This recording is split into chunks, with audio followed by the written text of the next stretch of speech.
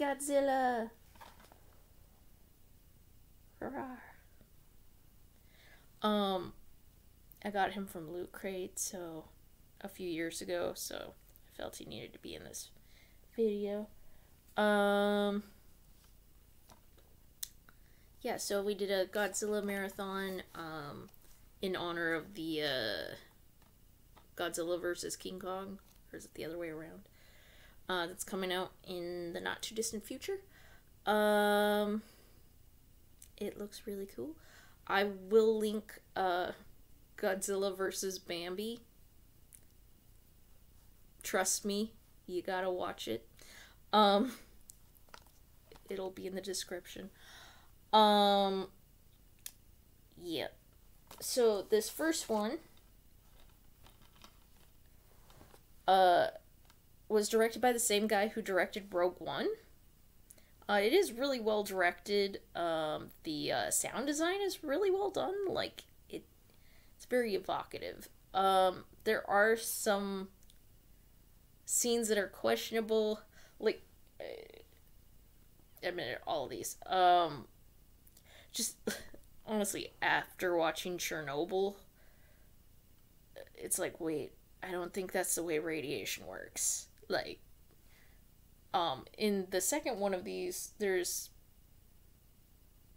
like, this huge, radiation explosion, and there's some people in a helicopter with inside of it, and it's like, they would be dead soon.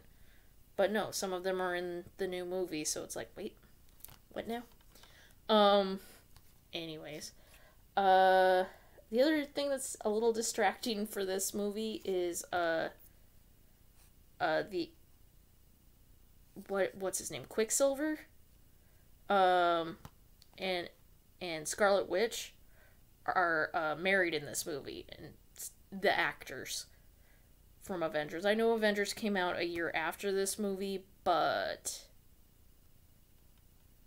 I've watched Avengers a heck of a lot more than this movie, so it kind of imprinted. Yeah, it's just a little weird. And there are, like, parts of the movie where it's like, is this how people really talk? Like there's a part where Godzilla is coming to the city where she is, where his wife is, and he's like, stay there, I'll come get you. And it's like, don't you guys have, like, a safe meeting place that's outside the city? Like, you should have, since you live in San Francisco, which has a history of huge earthquakes. Like, you should have a rendezvous point outside of the city. Like, it's basic safety stuff. Yeah, I do enjoy this one. Godzilla is kind of used sparingly.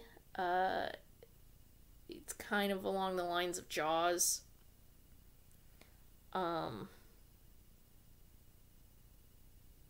yeah, and Ken Watanabe's in this movie. He's also in the second one, and it's just not enough Ken Watanabe. I feel like he was a really interesting character, and we only got the slightest of glimpses, unfortunately. But yeah. This one's pretty good. And then we go to Godzilla King of Monsters. Trying to not have the glare. There we go. It's alright. Like, the trailer for this was amazing. It looked really cool, and the movie's there's just a lot of parts I just was like, Like, it focused way too much on the people and the human drama, and I just did not care about the people. Like, it's Godzilla. I'm here to see Godzilla. I'm not here to see about these divorced parents and their child trying to, like, talk it out. Even though one of the parents just let monsters loose, and would kind of basically be kind of a war criminal from all the deaths that she's caused from her actions. But no, let's try to talk to her.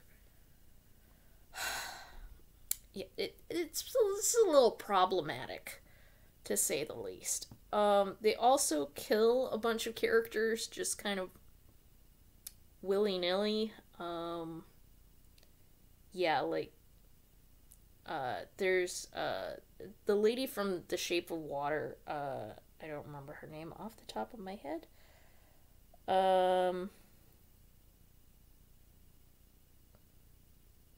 It's not on the box. She's barely in the movie. The lady from The Shape of Water was in the first one, and she was in a little bit of this one, but when one of the monsters got loose, it just stomped on her. Like, right away. She didn't have any time to run. It was just like, oh, I'm awake, and I stomped you. And it's like, this lady's a great actress, and you just threw her away like an extra. Like, yeah, when I saw it in the theater, I was very much like, wait, did they just kill her? Like, what? Yeah, a bunch of the good characters. It's like, why? They also have this just ridiculous thing that they started talking about, which was Hollow Earth theory. Like, there's suspension of disbelief in a movie like accepting basically dinosaurs walking the earth again. Sure. Then there's just moronic, which is what Hollow Earth is. It's basically saying that there's like tubes at the center of the earth, and that's how Godzilla zips from one side of the planet to the other so quick, is because he knows these tubes. And it's like, oh my god. Oh, they also found Atlantis, and then they instantly blew it up. Took no pictures, nothing. Just boom. I was like, it's Atlantis, what are you doing? I have issues with this movie, if you couldn't tell. But I mean, it's still watchable. I also get very annoyed because there's a part where like this big battle's happening and they have a stupid plane that flies right in front of it. And it's like, dude, this is all CG. It's not like this was the accident of the camera. Everything in this frame is CG. Why? And then, of course, it cuts from, the fight to the back of the, back of the plane to inside the plane. I'm like, I don't care about the people inside the plane. I cared about the fight that was going on. It would basically be like cutting away from Rocky, from the big fight scene in Rocky, to the ticket seller outside. Or a vendor in a back hallway. It's like, I don't care. Like, focus on the fight. But yeah, it's watchable. I watched it. And then we went on to Shin Godzilla. This one's a very different tone.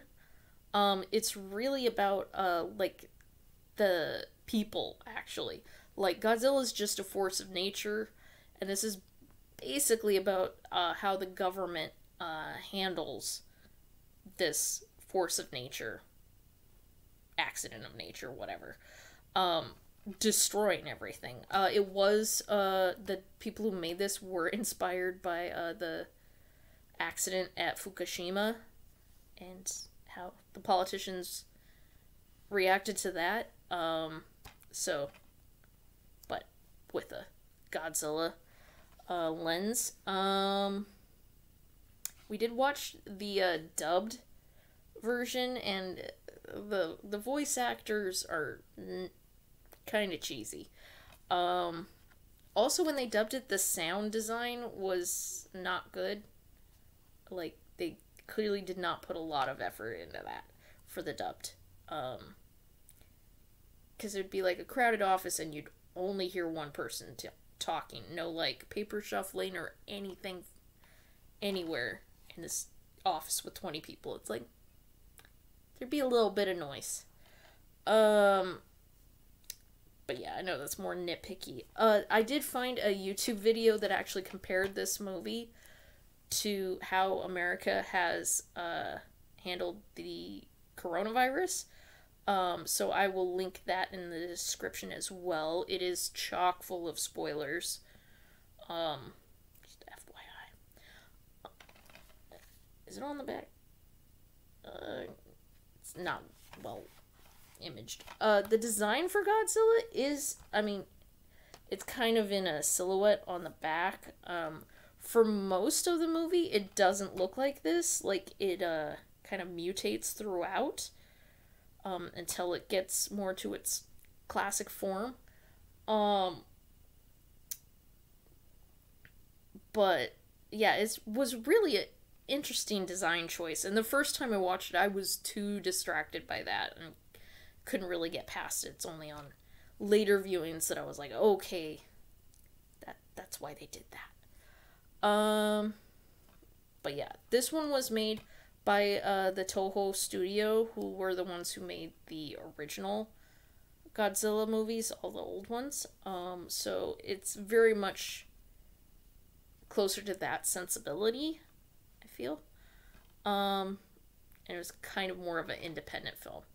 I will say I hated that they put a love story in there. It just distracts me, and I'm like, no, I don't care. Show the Godzilla or at least the bureaucracy, not the stupid love story. But yeah, so these were the 3 we watched, just because these were the 3 we have. There are a bunch on YouTube. Can't remember if I said that already. We're watching a couple of those. But yeah.